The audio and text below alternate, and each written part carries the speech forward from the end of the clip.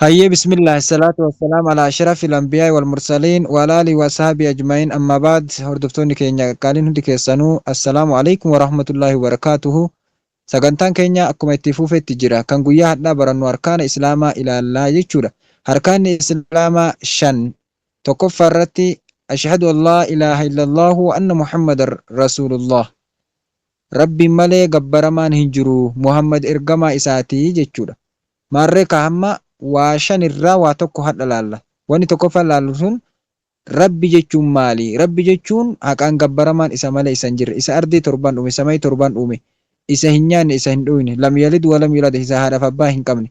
Rabbiin dhiirallee hin jedhamu, durballee hin jedhamu. Sababni isaa gaafa dhiira jenne haadha manaa barbaadaa jala jira. Gaafa durba jennu abbaa manaa barbaadaa jala jira. Sababa kanaaf rabbiin kanaan hin wassafamu. Fakkeenyi isaallee hin jiru. Rabbiin harka isaan malee qaba. Dhageettii isaan malee arga. Beekumsa isaan malee beeka. Ka akka namaatii miti. Waa'ee rabbi yoo hangana himne ni gaha. Gama nabi Muhammad jedhana sallallahu alaihi wasallam. Nabi Muhammad ergamaa rabbiin addunyaa kanaaf ergeedha. Nabi Muhammad biyyi isaa bayyinatti dhalate biyya Makkaatti. Gosti isaa ammoo Qureesh.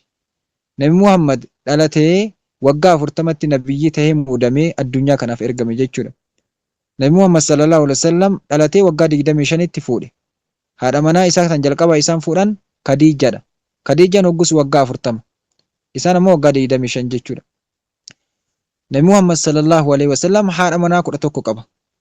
Nabi Muhammad sallallahu alaihi wasallam ilmaan 7 qaba. Ilmaan 6 Khadiija irraa argate. Kanaaf Nabi Muhammad sallallahu alaihi wasallam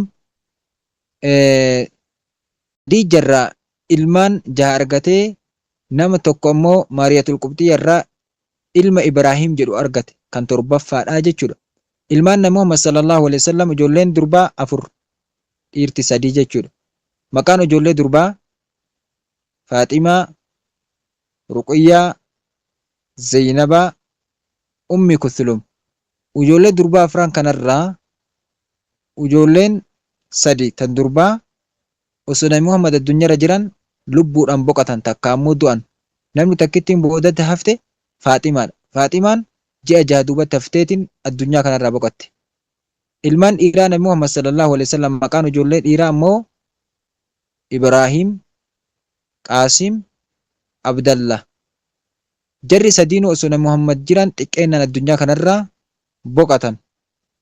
Kanaaf waa'ee ilmaan Nabi Muhammad ilaalchisee hanganuma. Gara immoo haadha manaa isaanii wayittii tarkaanfannutti wanni seenaa isaanii irraa barannu Nabi Muhammad sallallahu alaihi wasallam dubartii 11 fuudhan keessaa dubartii lama bichatu ilmaan isaaniif dahe. Isaanis Maariyatul Qibxiyyaa fi Khadiijaadha jechuudha. Khadiijaan 6 deette, Maariyatul Qibxiyyaan takka deette kan torbaffaa. Nabi Muhammad sallallahu alaihi wasallam dubartii 11 keessaa ta isaan ta durbummaadhaan isaanitti heerumte nama takka bichaadha. Maqaan isiinis Aishaadha. Waggaa 6tti nikaa hidhatanii waggaa 9tti bultii waliin ijaaran jechuudha. Isiin Aishaan ammoo ta Abuubakriiti. Kanaaf seenaan Nabi Muhammad ilaalchisee wanti irraa barannus kanuma. Nama irraa fahamu rabbiin nu haa taasisu. Wamaa tawfiiqi illaa billaah alayhi tawakkaltu wa ilayhi uniib. Asumatti dhaabna.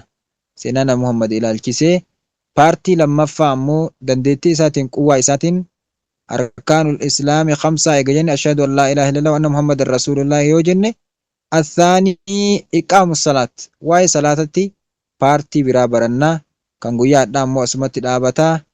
Wamaa tawfiiq illaa billaahi ilayhi tawakkaltu wa ilayhi uniib. Nama irraa fahamuun keessanuu rabbiin isin haa